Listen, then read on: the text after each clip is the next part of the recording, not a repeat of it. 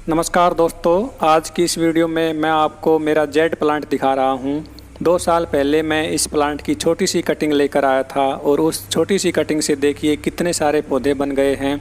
मैं इस वीडियो के माध्यम से इस प्लांट के बारे में पूरी जानकारी दूंगा।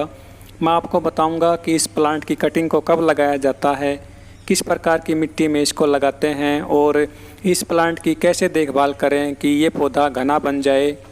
इस प्लांट को कैसी लोकेशन प्रोवाइड करें ताकि इसके पत्ते हरे भरे और चमकदार बने रहें और नई नई ब्रांचेज इससे निकलती रहें।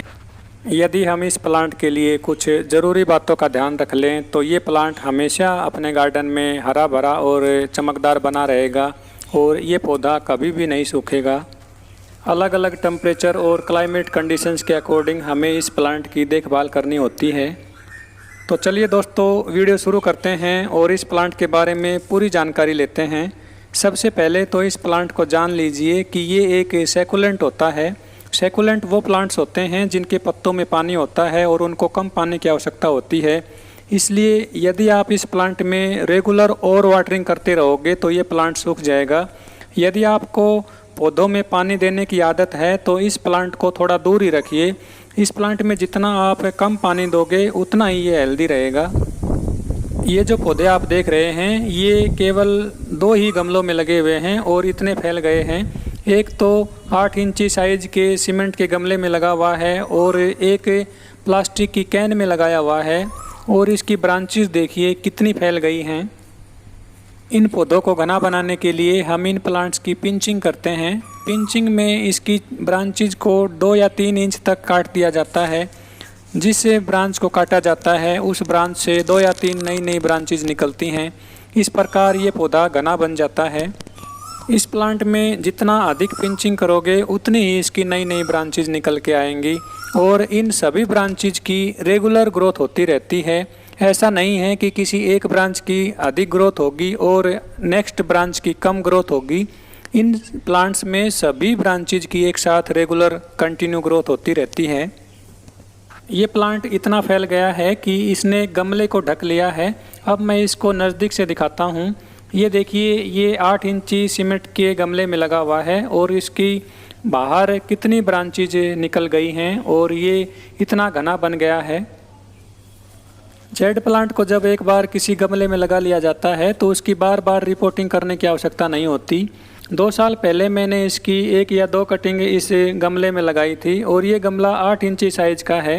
अब आप देखिए, ये गमला पूरी तरह से भर गया है मगर अब भी इसकी नई नई ग्रोथ हो रही है। ये प्लांट एक गमले में 4 से 5 साल तक रह सकता है और इसकी कंटिन्यू ग्रोथ होती रहेगी। जेड प्लांट को आप किसी भी साइज़ के गमले में लगा सकते हैं। छोटे से छोटे साइज़ में भी इस प्लांट की बहुत अच्छी ग्रोथ हो जाती है। इस प्लांट की ब्रांचेज इलास्टिक होती हैं और रबड़ की तरह मुड़ जाती हैं। आप इन ब्रांचेज की जैसी शेप बनाना चाहें वैसी शेप इसकी बन जाती है। इस प्रकार इस प्लांट का बोनसाई भी बनाते हैं। इस प्लांट की ब्रांचेज को मोड़कर आप जैसा चाहें वैसा बोनसाई लुक बना सकते हैं। किसी भी साइज़ के और किसी भी प्रकार के पॉट में आप इस पौधे को लगा सकते हैं। मैंने इसको एक प्लास्टिक के कैन में लगाया हुआ है और प्लास्टिक के कैन में भी इस प्लांट की देखिए कितनी अच्छी ग्रोथ हो गई है और इस प्लांट को उठाना भी मुश्किल हो गया है। आप देख सकते हैं इन प्लांट्स की कितनी अच्छी ग्रोथ हो रही है और आपको ये जानकर आश्चर्य होगा कि मैंने इन प्लांट्स में कभी भी किसी प्रकार का खाद नहीं डाला है। अब मैं आपको ये प्लास्टिक की कैन दिखाता हूँ। ये 5 लीटर की प्लास्टिक की कैन है। इसमें मैंने नीचे होल करके ये कटिंग लगा रखी हैं और देखिए कितनी अच्छी ग्रोथ हो रही है। जब आप इस पौधे की कटिंग लगाते हैं तो उसी टाइम इसका अच्छा पोटिंग सॉइल तैयार कर लें। इसके पोटिंग सॉइल में शुरू में ही आप थोड़ा सा काऊ डंग कंपोस्ट मिक्स कर लें। गोबर की खाद इन पौधों के लिए बहुत ही अच्छी होती है क्योंकि गोबर की खाद में नाइट्रोजन की मात्रा अधिक होती है।